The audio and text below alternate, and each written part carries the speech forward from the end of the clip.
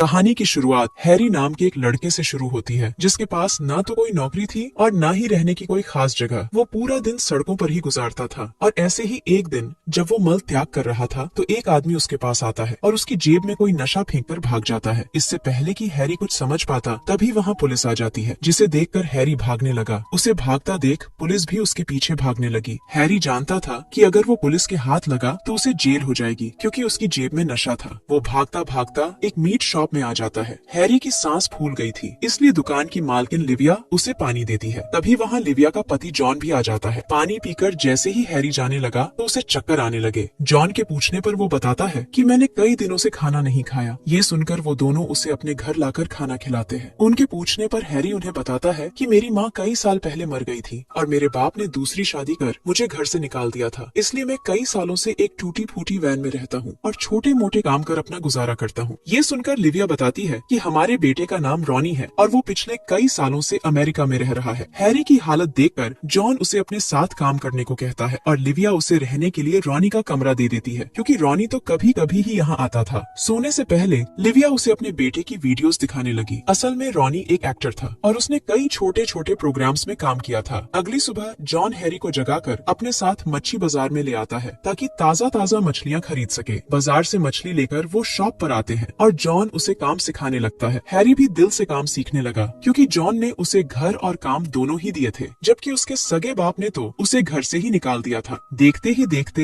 Harry इनके परिवार में पूरी तरह घुल मिल गया और जॉन को भी वो बहुत अच्छा लगने लगा। जॉन की उम्र हो रही थी, जबकि लिविया दिखने में काफी जवान और खूबसूरत थी। उसकी गुफा में अभी भी काफी आग थी, लेकिन बूढ़ा जॉन उसे अच्छे से बुझा नहीं पाता था, जिस कारण लिविया की गुफा में अक्सर ही चुल मचती रहती थी। एक शाम जब हैरी नहाकर अपने कमरे में आता है तो उसे वहाँ लिविया नजर आती है, जो उसका जवान शरीर देखकर बुत सी बन गई थी। जॉन को भी कुछ होने लगा था, लेकिन वो लिविया से कमरे में आने का कारण पूछता है। लिविया उसे रॉनी के कपड़े निकाल कर देने आई थी, क्योंकि हैरी के पास कपड़े भी नहीं थे। जाते जाते वो हैरी का धन्यवाद करती है, क्योंकि उसके आने से जॉन खुश रहने लगा था। कुछ दिनों बाद जॉन और हैरी जॉगिंग कर रहे थे। जॉन उसे बताता है कि मैं एक बोट खरीदना चाहता हूँ ताकि मैं मछलियाँ पकड़कर अच्छे पैसे कमा सकूँ, लेकिन मेरे पास इतने पैसे नहीं है। इसके बाद जब वो दोनों शॉप में काम कर रहे थे तो उनके पास जॉन का एक दोस्त आता है। वो जॉन की शॉप खरीदना चाहता था और वो भी अच्छे प्राइस में, लेकिन जॉन उसे मना कर देता है। शाम को जब ये बात लिविया को पता चलती है तो वो बेहद गुस्सा करती है। असल में जॉन दिल का मरीज था। डॉक्टर ने उसे ज्यादा काम करने से मना कर रखा था, इसलिए लिविया चाहती थी कि वो शॉप बेचकर अपनी सेहत पर ध्यान दे। अगले दिन जॉन और हैरी फिर से जॉगिंग करने बाहर आए हुए थे और जॉन जाते समय लिविया का पसंदीदा नाश्ता खरीदता है ताकि वो उसे माफ कर दे। जॉन को कुछ काम आ गया था, इसलिए हैरी नाश्ता लेकर घर आता है। वो जब बाथरूम के पास से गुजरने लगा तो उसकी नजर लिविया पर पड़ जाती है, जो दरवाजा खुला ही छोड़कर नहा रही थी। हैरी जल्दी जल्दी रसोई में आ जाता है, जबकि लिविया दरवाजा बंद कर लेती है। कुछ देर बाद वो रसोई में आकर हैरी से कहती है कि जॉन ज्यादा काम नहीं कर सकता, इसलिए मैं चाहती हूँ कि वो जल्दी से जल्दी शॉप बेच दे, मगर इस काम में मुझे तुम्हारी मदद चाहिए। वो तुम्हारी बात जरूर मानेगा, क्योंकि वो तुम्हें अपने बेटे जैसा ही मानता है। इस दौरान वो जिस तरह हैरी को देख रही थी वो थोड़ा सा अजीब था। अगली सुबह जब वो दोनों सामान लेने बाजार में ये दोनों कुछ सामान खरीद रहे होते हैं, तभी कुछ बदमाश इनका सामान चुराने लगते हैं।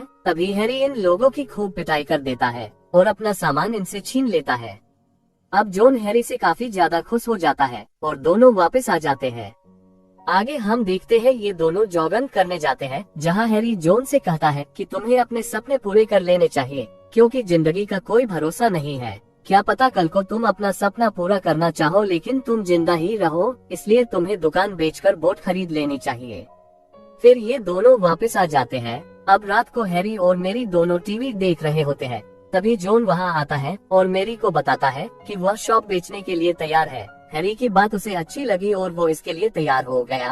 अब क्योंकि मेरी को पता था कि ये सब हैरी ने किया है, तो वो हैरी को और ज्यादा आकर्षित होने लगी थी।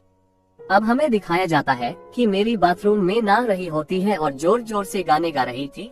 हैरी उसकी रसीली आवाज और पानी की आवाज जो कि उसके कोमल शरीर पर गिर रहा था, ये सब सुनकर वो उत्तेजित हो रहा था और अपने आप को रोक नहीं पाता है और बाथरूम के पास आ जाता है और मेरी को देखने लगता है और किसी बात को लेकर वो काफी ज्यादा परेशान लग रहा होता है। तब वो फ्रिज से ठंडा ड्रिंक निकालता है पर अपने आप को ठंडा करने लगता है। तभी मेरी वहाँ आ जाती है और जॉन से उसकी उदासी का कारण पूछती है तो वो उसे बताता है कि थोड़े दिनों में वो शॉप बेच देंगे और फिर से वो बेरोजगार हो जाएगा और उसे ये घर छोड़कर भी जाना पड़ेगा। मेरी भी उसकी बात समझ सकती थी। फिर मेरी उसके बहुत करीब आ जाती और देखते ही देखते दोनों एक दूसरे की आंखों में खो जाते हैं और दोनों फिर इंटीमेट हो जाते हैं। अब ये संबंध बना लेते हैं क्योंकि अब मेरी की प्यास हैरी बुझाने लगता है तो वो पहले से ज्यादा खुश रहने लगती है। अब वो रोजाना नई नई डिशेस बनाती और खिली खिली रहने लगी थी। जॉन समझ रहा था कि वो शॉप बिक जाने की वजह से खुश है, लेकिन उसकी खुशी की तो कोई और ही वजह होती है। अब मेरी दिनन में तो जॉन के साथ मजे करती, वही रात्रि को हैरी के साथ रंगरालियां मनाती थी और जब भी इन्हें मौका मिलता था ये चौका लगा देते थे। अब ये दोनों रोमांस करने का कोई मौका नहीं छोड़ते थे। फिर हमें दिखाया जाता है हैरी और मेरी दोनों एक कमरे में मजा कर रहे होते हैं। तभी मेरी का बेटा टोनी वहाँ आ जाता है क्योंकि वो अपनी मोम को सरप्राइज देना चाहता था, इसलिए उसने अपनी मोम को नहीं बताया था कि वो आने वाला है। अब वो अपनी मोम को आवाज लगाता है लेकिन वो उसे कहीं नजर आ रही थी। फिर वो अपने कपड़े ठीक करके आ जाती है। टोनी अपनी मोम को देखकर बहुत खुश होता है। फिर वो टोनी को हैरी से मिलवाती है। टोनी हैरी को अपने कमरे में देख थोड़ा नाराज दिखाई देता है। फिर वो अपने पापा से मिलने शॉप पर जाता है जहां वो हैरी को अपने पापा के बहुत करीब देखता है जो उसे बिल्कुल पसंद नहीं आता है। अब टोनी हैरी को परेशान करने का एक भी मौका नहीं छोड़ रहा था, लेकिन हैरी उसे हंसी में टाल रहा था। अब क्योंकि टोनी दिन भर हैरी को परेशान करता था तो हैरी और मेरी का मिलना बहुत कम हो गया था, जिससे मेरी की प्यास बढ़ती जा रही थी। लेकिन जब भी इनको मौका मिलता ये भूखे भेड़िए की तरह एक दूसरे पर टूटते हैं। फिर हमें दिखाया जाता है कि एक दिन दोपहर में हैरी घर पर खाना लेकर आता लेकिन घर पर कोई नहीं होता है तो हैरी टोनी की वाइफ के हेल्प करने लगता है। तभी टोनी वहां आ जाता है और उसे लगता है कि उसकी बीवी को हैरी ने लपेट लिया है। फिर एक रात हमें दिखाया जाता है कि मेरी हैरी से मिलने के लिए उसके कमरे में जा रही होती है। तभी उसके पति की नींद खुल जाती है जिससे वो जा नहीं पाती है, लेकिन जॉन उसकी गुफा में धमाका कर देता है जिससे वो ठंडी हो जाती है और सो जाती है। आगे हमें दिखाया जाता है कि मेरी अपने बेटे से मिलने आती है और उसे कुछ पैसे भी देती है क्योंकि उसका बिजनेस डाउन हो चुका था। तभी टोनी मेरी को बताता है कि हैरी का उसकी बीवी के साथ चक्कर चल रहा है।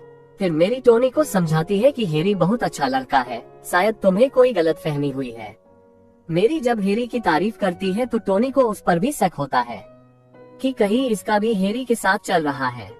फिर हमें आगे दिखाया जाता है कि जॉन अपने परिवार के साथ कहीं घूमने जाता है जहां सभी लोग काफी मस्ती कर रहे होते हैं और नाच गा रहे होते हैं। उसके बाद वो सभी लोग खाना खाने के लगे एक जगह बैठ जाते हैं। फिर मेरी के पैर के पास एक पैर आता है तो उसे लगता है ये पैर हैरी का होगा तो वो उसको अपने पैरों से सहलाने लगती है। तभी हैरी वहां से उठकर चला जाता। अब मेरी की हवा निकल जाती है क्योंकि उसे पता चल चुका था कि ये पैर टोनी का है।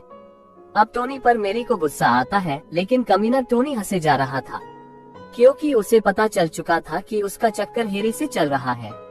अब हरकत से गुस्सा होकर लिविया उसे थप्पड़ जड़ देती है। अगले दिन हैरी की मुलाकात मॉली से हुई। हैरी के पूछने पर वो बताती है कि हमारे बीच तुम्हारी वजह से झगड़े होने लगे हैं। रॉनी को लगता है कि मेरा तुम्हारे साथ कुछ चल रहा है। मॉली रॉनी से दूर जाना चाहती थी लेकिन उसके पास इतने पैसे नहीं थे, इसलिए हैरी जल्दी जल्दी घर आता है और अपने जमा किए हुए पैसे मॉली को दे देता है ताकि वो अपने बेटे को लेकर रॉनी से दूर जा सके। शाम को जब रॉनी अपने घर आया तो उसे मॉली कहीं नहीं मिलती। काफी सोचकर वो जॉन को फोन करता है और उससे मॉली के बारे में पूछता है। जब जॉन मना करता है तो रॉनी हैरी से बात करता है। हैरी भी कहता है कि मुझे उनके बारे में कुछ नहीं पता। इतना कहकर उसने जॉन को फोन दे दिया। रॉनी गुस्से में आकर हैरी की बुराई करने लगा और साथ ही वो उसे लिविया और हैरी के बारे में भी बता देता है। आखिर में वो उसे अपने पैसे संभालने को कहकर फोन काट देता है। अब जॉन जल्दी जल्दी अपने पैसे देखने लगा जिसमें से सच में कुछ पैसे कम थे। ये देखकर वो गुस्से में हैरी से इस बारे में पूछता है और तभी लिविया भी दुकान में आ जाती है। वो जॉन को बता देती है कि मैंने पैसे निकालकर रॉनी को दिए थे। ये सुनकर जॉन का गुस्सा तो शांत हो गया, जबकि हैरी वहाँ से जाने लगा क्योंकि जॉन ने उस पर शक किया था। लिविया उसे रोकने की कोशिश करती है। दोनों को इतना करीब देखकर जॉन समझ गया कि उनके बीच क्या चल रहा है। वो गुस्से में आकर लिविया को मारने की कोशिश करने लगा। जब हैरी उसे रोकने लगता है तो वो उसकी भी धुलाई करने लगता है और इसी हाथापाई में जॉन को दौरा पड़ गया और उसकी वहीं पर मौत हो गई। जॉन की मौत से हैरी बेहद दुखी था और तभी रॉनी उसके पास आता है। वो साला एक चाकू निकालकर हैरी को मारने की बात करने लगा। उसे लगता था कि हैरी की वजह से उसका पूरा परिवार बर्बाद हो गया है। मगर जब हैरी उसकी बात पर ध्यान नहीं देता और वहाँ से जाने लगता है तो रॉनी पीछे से आकर हैरी का गला काटकर उसे जान से मार देता है। और इसी के साथ इस कहानी का यही अंत हो जाता है।